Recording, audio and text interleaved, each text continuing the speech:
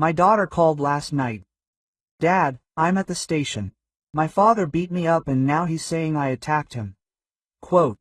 They believe him.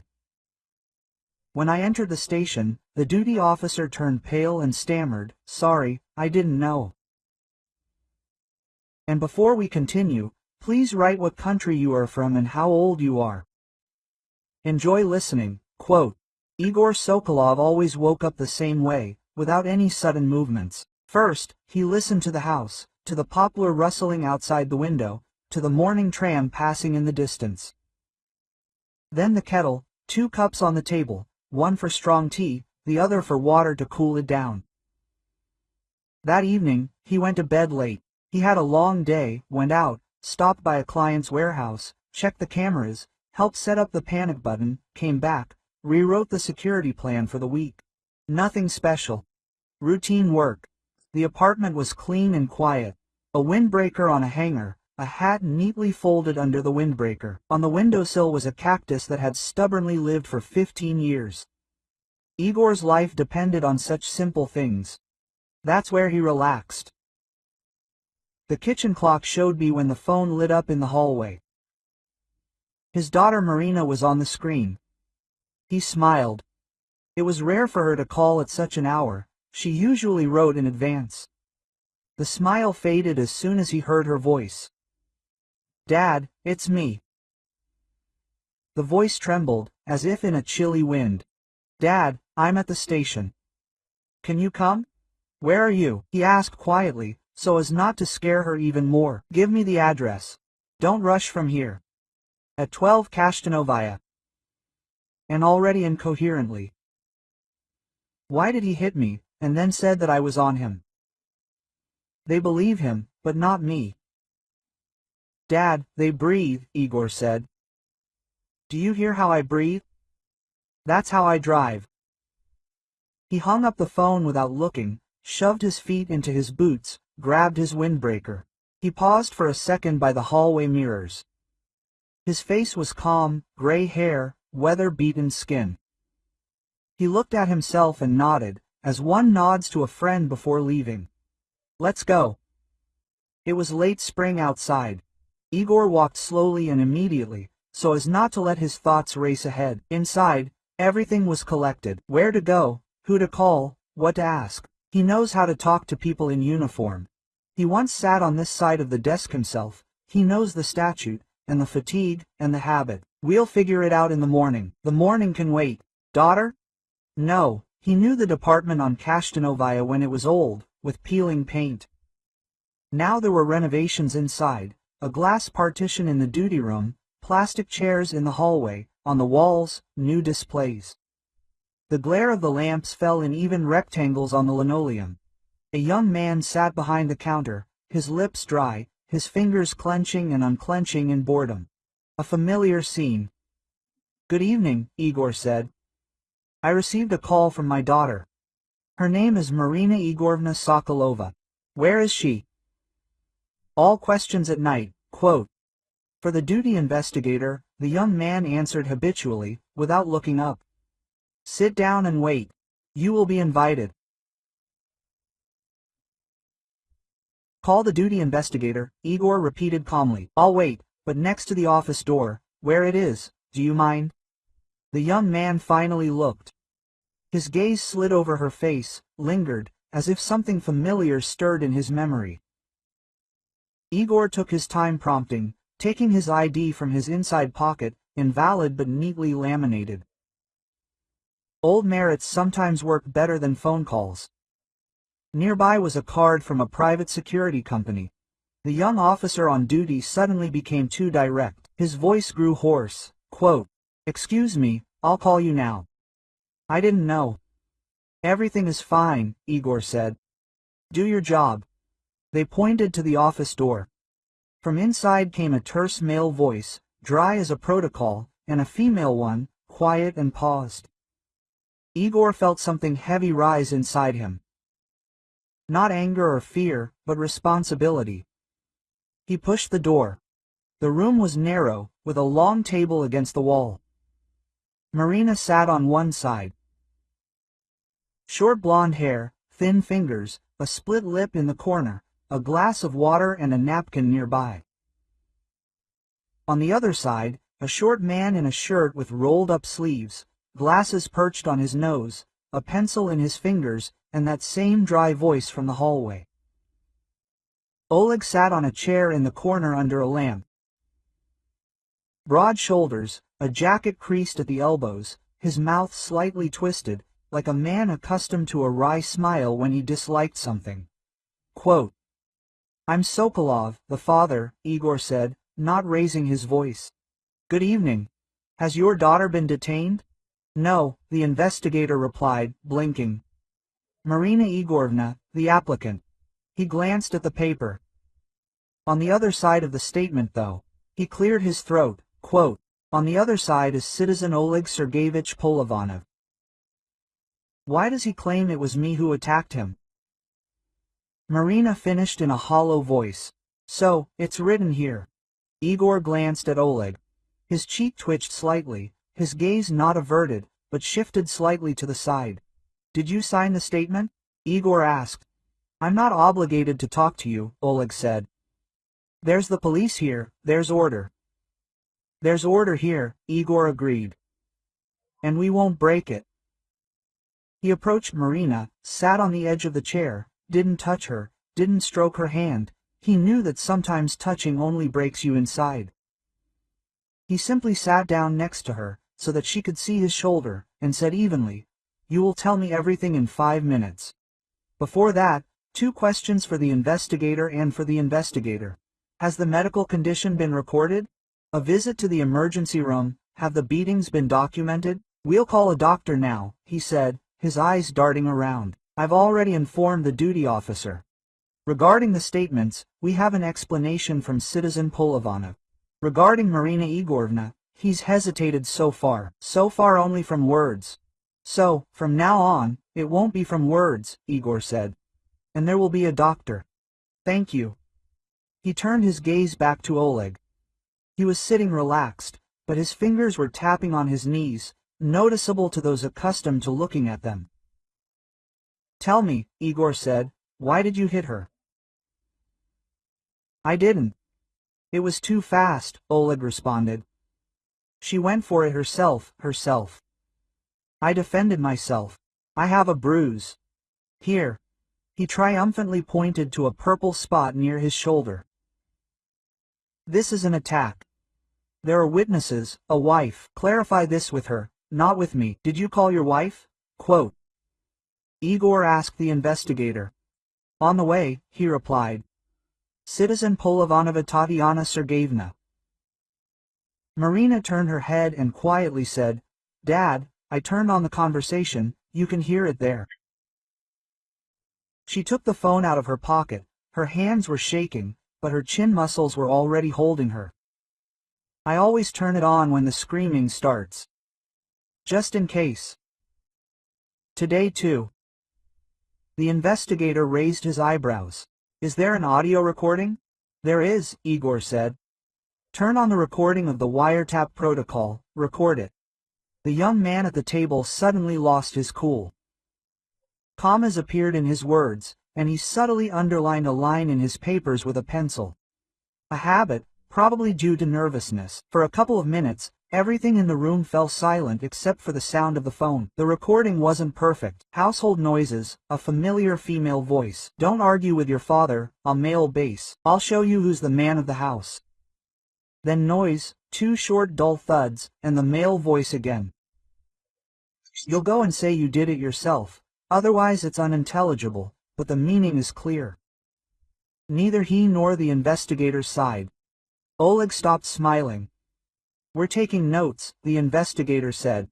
"Marina Igorovna, please provide a copy of the file for the case." He quickly jotted down a few lines, pressed a button on the recorder, and added, "A medic will be here soon. We'll document everything in the prescribed manner." Igor nodded, like drivers nod to each other on the highway. Marina was taken to the paramedic. Igor stayed behind. He didn't like face-to-face scenes. "Oleg," he said softly, and Oleg flinched more than if he had been yelled at. "It's all paper. Paper loves facts." And you just heard the facts. Who are you? Quote, Oleg muttered. To advise me? Dad, Igor answered. That's enough. The door opened slightly, and the duty officer looked in, the same one who didn't know. His eyes were different now. Not fear, but attentiveness. Igor thought that if this guy didn't break his back, it would be useful. Tatiana arrived 40 minutes later, entering cautiously, as if into someone else's room. She was wearing the coat she always loved, with a thin belt emphasizing her waist. Igor remembered this coat. He had once chosen the color to match his eyes himself. Time takes people in different directions, but memory loves such things. Igor, she said quietly. Hello. Hello, he responded. She stood straight, but her fingers kept clenching and unclenching the strap of her bag. Igor saw this rhythm and understood how ashamed she was. Shame not because her husband turned out like this, but because everything happened at her home, under her walls, and she didn't see or didn't stop it. Where is Marina? Tatiana asked. At the doctor's, the investigator answered. He'll be right back. We have an audio recording of the conversation before and during the injuries. We'll attach it to the materials. We'll also invite you as a witness. Witness of what? Oleg's voice acquired a sweetness again, but now it was not smug, but defensive. She didn't see anything. I was eating dinner. And this, it sounded as if Marina had cut not the salad, but his pride. Oleg jumped on me, Igor said quietly. There will be a trial. You will speak there. It's better to say fewer words here. Tatiana looked at her husband and suddenly sat up. I heard, she said. You, Oleg, can't hide the screams. It could be heard in the hallway. She looked around for a place to pin a serious charge, but couldn't find one. I didn't know you, and looked at Igor. Will you come so quickly? It's Marina, she called just in time, Igor said. Marina returned with a felcher. There was a thin layer of ointment on her cheek, and they taped her lip. Her eyes were no longer confused, just tired. The felcher left a piece of paper with a stamp and left. Quote, It's important to me, Igor said, turning to his daughter, that you come home to me now. And we'll decide everything else later. Do you hear? I hear, she nodded. Dad, can I pack my things tomorrow? There's an escort there tomorrow afternoon, the investigator clarified. We'll ensure the district police officer's involvement so there are no conflicts. Conflicts? Oleg chuckled. But it came out wrong. She has next to nothing there. The cats don't cry at our house, Tatiana snapped unexpectedly. Our cats purr. She stood up, looked toward the window, and quietly added, Marina will go to her father. Igor felt the room begin to breathe easier. Not because someone had won, but because someone had finally stopped clinging to appearances. Tatiana had said the most important thing, no scene, no shouting. And that was more important than anything, forgive me. At home, Igor was silent almost the entire time. He just put on the tea, found a clean towel, and threw a blanket on the chair so his back wouldn't be hard. Marina was sitting in the kitchen. He sat down opposite her, quieter than any sound. When she looked up, he said, I'm glad you called. I haven't called for a long time, Marina admitted. She thought Mom would be angry. And she shrugged. He has acquaintances everywhere. Acquaintances are acquaintances until the first paper, Igor answered. After that, they know the facts. It's not your fault that you live among other people's words. Your job is to speak your own. I'll try, she nodded. Dad, did you know he could hit? I saw the way he looked at you, Igor said.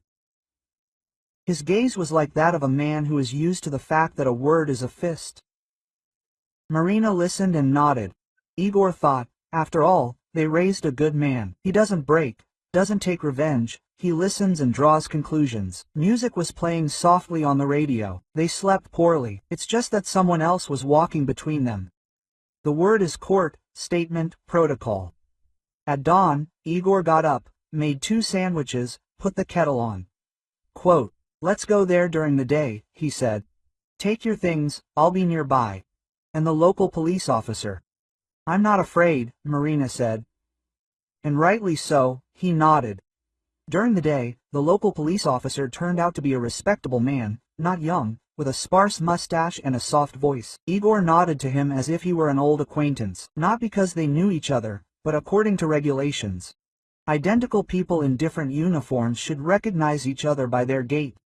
Tatiana's apartment was clean. Light glided through the kitchen window across the table, on which lay a white, spotless tablecloth. In the room, a closet with clothes, a shelf with books, and old photographs on the nightstand. Marina in 1st grade, Tatiana and Igor on the banks of the Volga. Marina with her mother on the carousel. Oleg sat in a chair like a provincial gentleman. Seeing the local police officer, he slid to the edge, but continued to grin. Habit.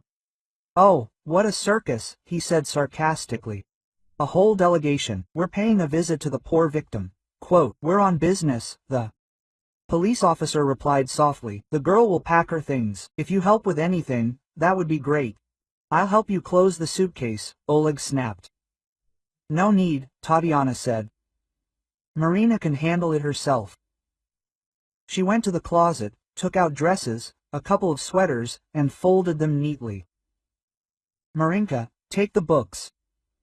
The ones with the blue spine. You love them." Quote. Marina nodded and silently put them in her bag. Igor noticed the corners of her lips twitch. It took 20 minutes to get ready. They left without slamming the doors. In the courtyard, Tatiana lingered on the step and quietly said, "Igor, thank you. I'm not making excuses. If necessary, I'll come as a witness." Quote, "It is necessary," he said. "I will come," she nodded. Igor nodded in response. He always valued in people not sorry, but "I will come." The rest was uninteresting for someone who likes quick resolutions. There were papers, signatures, visits to the emergency room, reports, an explanation from a neighbor who quietly told the investigator. Quote, "I heard screams and knocking.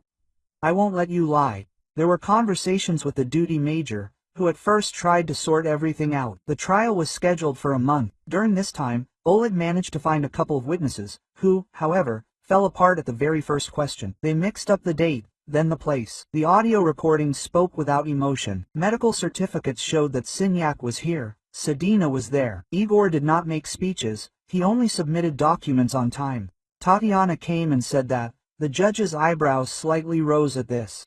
"I spent 10 years learning not to see. I'll try not to learn this anymore." Marina held on as best she could. Oleg didn't have enough of a smile for the entire trial. By the end, it snapped like a taut thread. The verdict was quiet, but precise. A fine, a conviction for battery, community service.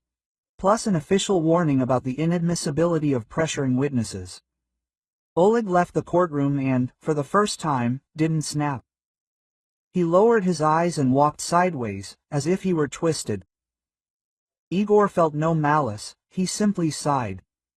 Justice doesn't make people happier. It only puts a dotted line where they've been drawing crookedly for so long. Life after the trial didn't become a holiday, it became smooth. Marina stayed with Igor. At first because she had to, then because it was better this way. Tatiana rarely called, not because a black line separated them, but because they all needed to reach a new height, wear air cleaner. She said one day, "I confused caring with habit. I'm fixing that." "Good luck," Igor replied. Igor stopped by the branch on Kashtanovaya a couple more times on business. People there already greeted him. "Otherwise, we won't show you to a chair, so sit down, tea." Igor's clients, learning that he was having family troubles, suggested, "Maybe you need help? Maybe you should go on vacation?" Igor thanked her and politely declined. He had helpers, a kettle, 2 cups, a rest area in the courtyard, where you could hear the truck picking up the trash in the mornings, and Uncle Vidya scolding the young people who smoke wherever they could. One day, he and Marina, returning from the store, met Tatiana at the bus stop. She was holding a bag of bread. She looked embarrassed, but then smiled a genuine, clear smile. "Will you walk with me a little?" she asked. They walked to her house. Tatiana stopped on the steps. I signed up for the support center. It's for women who, she didn't graduate, but everyone understood, they help and teach. I won't do anything extra, I'll just pour you coffee and listen. I guess that's what I know how to do. I used to think life was about putting on a facade, but it turns out it's about holding someone's hand. Hold it, Igor said, as long as he could. Marina hugged her mother. In the summer, they went to a small town across the river. Igor loved the bakery and the bridge with its wooden railings there.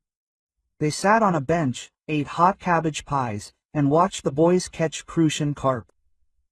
Marina quietly said, "Dad, are you at the station then? Aren't you scared at all?" "Fear is a useful thing," Igor replied. "It keeps us in the world where you want to shoot. I was afraid to say too much. I was afraid you'd close yourself off, but more afraid we wouldn't make it in time. When you make it in time, the fear goes away. And if you were an ordinary person, not from the system?" she asked. "I am an ordinary person," Igor said. "I just know that laws are not written for paper, but for people. If a person speaks quietly and precisely, they are often heard. If they can't hear you, there needs to be someone else nearby who will say the same thing until they can. Remember this. There will always be someone who will say it right. You just keep looking." She nodded. The wind from the river stirred her hair. There was no fear or hurt in her eyes, just clarity. And Igor understood that she could handle this. He would be needed like a kettle in the kitchen to warm things up, not like a hammer to pound. In the fall, Marina brought home a boy from his third year, a history student. He laughed too loudly and held his cup with both hands, like in the movies, but there was kindness in his eyes. Igor served him jam, and they talked about why old courtyards are better than new ones, how benches are disappearing in the city, who invented lidless trash cans. Igor didn't ask who you were or what your plans were. He saw that Marina's face was calm next to him. That was enough. A year later, in November, they were sitting in the kitchen again. Igor measured out tea, Marina peeled apples. The smell was like childhood. Sugar in a frying pan, a pinch of cinnamon. He set the mugs on the table, placed cookies on a saucer. They were silent, not because there were no words, but because the words felt warm in the silence. The clock ticked on the wall. He really wanted it to tick forever. The phone lay on the edge of the table. Igor sometimes glanced at it, not because he was expecting a call. It was simply now the object that had once saved him. It had helped his daughter not be left in the dark, and this knowledge made the world a little safer. Marina smiled at him across the table and said almost in a whisper, "Thank you for coming." "Always," Igor replied. He didn't know what lay ahead for him, for Marina, for the duty officer, for Tatiana, but he knew the most important thing. When a child calls at night and says, "I'm at the station," no need to look for someone to blame or make big noises. Just put on your windbreaker, grab your keys, and go. Quote, "The rest will follow. Doctors, reports, judges, paperwork." All this works when someone appears at the door who speaks quietly and keeps a level head, and who remembers that behind the words, the statement, the blow, the attack, there's always a person. Not a circle, not a shop window, not a stranger. The tea in the cup went cold. Igor poured some hot tea. A door slammed outside. Someone said goodbye in the courtyard. "Come on, see you tomorrow." The world went on as usual, and in this order there was room for those who know how not to shout or seek revenge, but simply be there at the right time. This is the power that even those who didn't know at first believe in. Believe in.